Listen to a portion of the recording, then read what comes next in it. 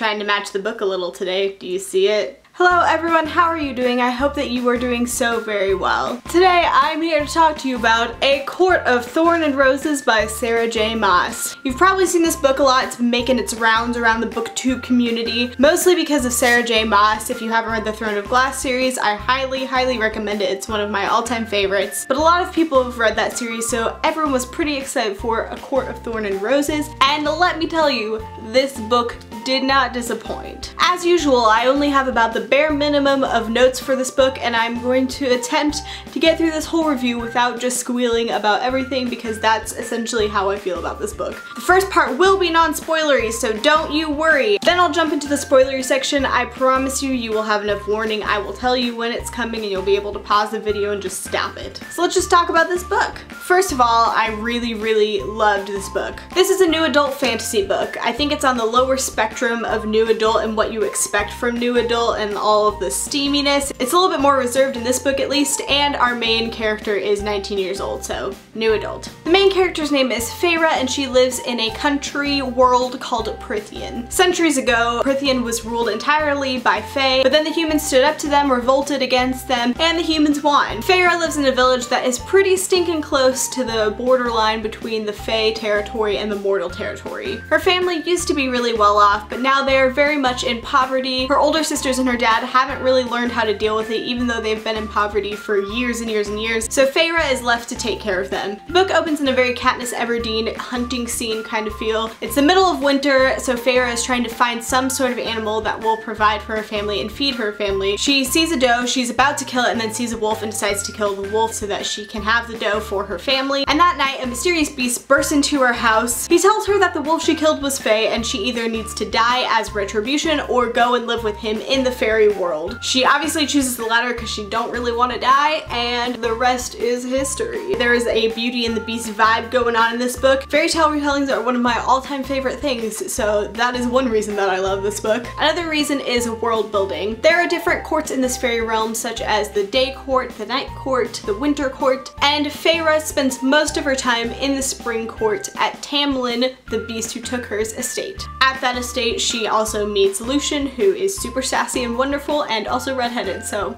you know, I got a little bit of a bias there. And the maid who helps her with basically everything else, Alice. Even though you spend most of the book just in the spring court and just seeing that portion of the fairy world, you can definitely picture what all the other courts look like. You kind of see the mortal world and Feyre's village a little bit, but it's still really easy to picture it and to kind of see yourself there while you're reading the story. The characters were so great. Sarah J. Maas just really knows how to write her characters, and I love these characters almost as much as I love the ones in Throne of Glass. Legitimately, most of my notes for this book are just blank character is bae, blank character is bae, everyone is bae. There's a couple that I definitely don't like, but I'm not going to talk about that here because spoilers. You'll have to read this book and then come back and watch my spoilery section to hear more about those characters. First off, we've got our protagonist, our main character, Feyre. She's definitely super stubborn and pig-headed and a little bit bitter and has a little bit of ice in her heart. And I know when I'm describing her right now, a lot of you Throne of Glass fans are thinking she sounds really similar to Selena, but she's not. They have some similar personality traits, but they're not really similar at all. It takes a little bit for Feyre to open up, but once she does, she's super sassy and I just love her so much. She's great. And she's also just a very brave, wonderful character. Tamlin, oh my gosh, Tamlin. I love him so much. He is great and just sweethearted and brave and lovely and wonderful. Even though he steals Feyre away from her home because of the fairy treaty, he still treats her with a lot of respect. He's not super mean-spirited. He is just a sweetheart and I love him. I really loved Lucian. Like I said, he was super sassy and just hilarious. He definitely took a while to warm up to Feyre, but once he did, they had a lot of really good banter going on. And then last but not least, I really like Alice. She's not really a super main character, but she is great. She definitely helped Feyre out a lot and she didn't take any flack from her. She was like, I'm gonna tell you how it is. I'm not gonna hold anything back from you. And that is why I loved Alice. And I can't wait to see her in future books. Just overall, the characterization of every single character in this novel was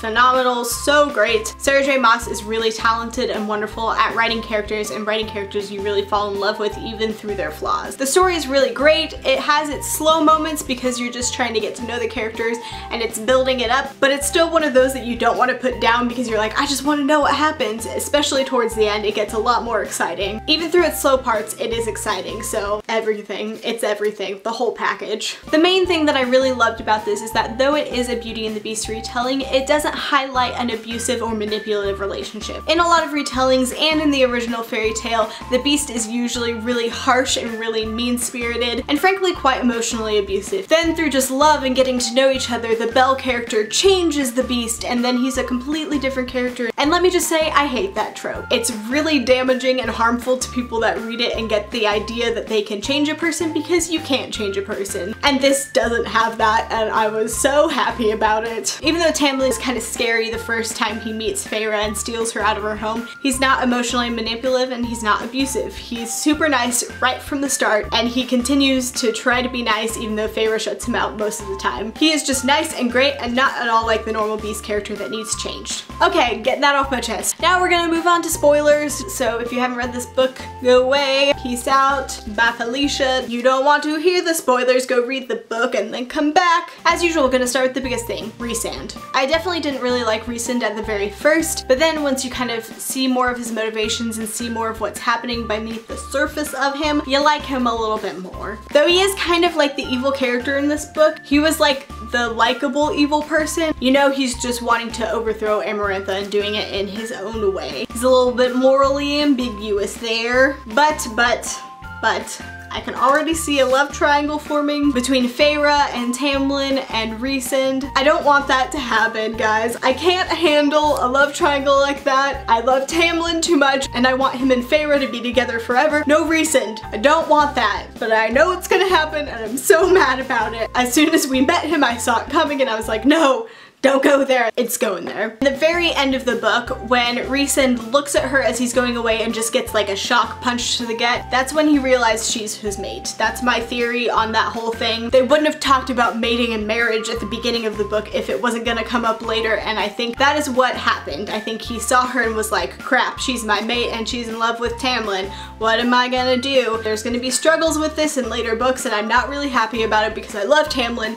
I'm so sad. Why does there have to be emotional and romantic conflict? Just learning more about these characters' backstories, like Tamlin's whole story with his family, and knowing Amarantha growing up and kind of having to deal with her throughout his life, and also Lucian's backstory with her like cutting his eye out and his brothers trying to kill him and all of that. You just feel a lot more for these characters. Also, I thought Amarantha was a pretty good villain. Like, she had a good backstory, but you never really saw her in that context. She was a little bit 2D in that sense, that she was just there to kind of move the plot forward, to provide some conflict, but her backstory was really interesting and really intriguing. I know the King of Hibern is going to come into play later because he's wanting to take back over the humans, and that whole subplot line that was happening, hopefully he'll be a little bit more developed than Amarantha. The trials were so nerve-wracking. I always was like, Feyre, I know you're gonna get through it because this is a multi-book series, but and when she made the deal with Rhys, I was like, don't do it, but okay, but don't do it. I like him, but I don't want him with you. Feyre's family also didn't really have a lot of development except for Nesta kind of at the end got a little bit more of a story, and I'm wondering if we're gonna see a little bit more of her in later books. I feel like she could be more fleshed out as a character, and she would give a little bit more of the human side of things happening, so I bet that she will come into play later in the books. I loved all of Feyre's painting. It was just wonderful, and just her having that creative outlet was really great. Tamlin and Feyre forever. I want them together forever. I have a lot of feels. They love each other so much, and it took a while to get there, and Tamlin was just so sweet and just waited for her. So many things like the Pool of Starlight scene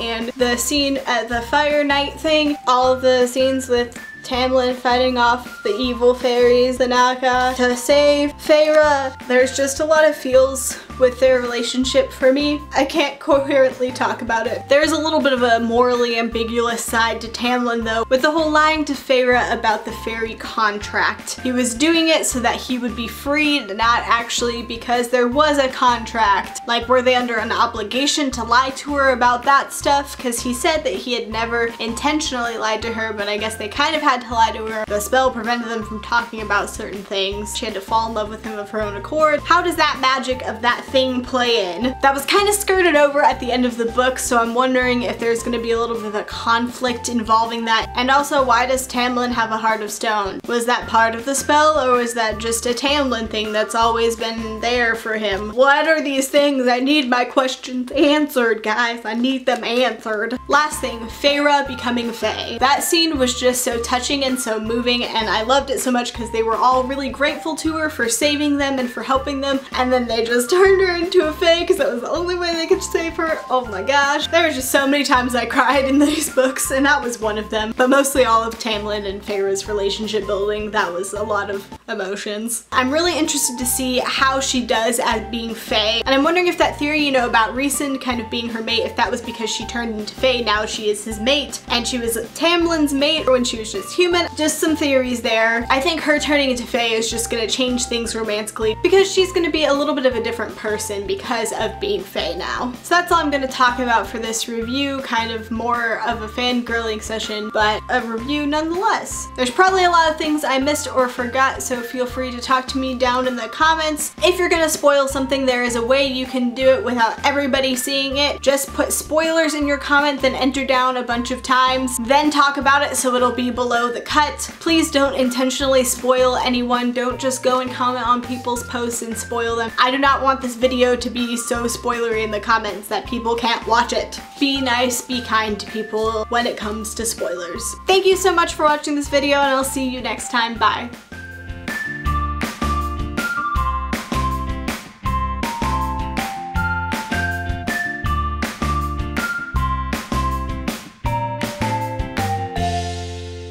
Love.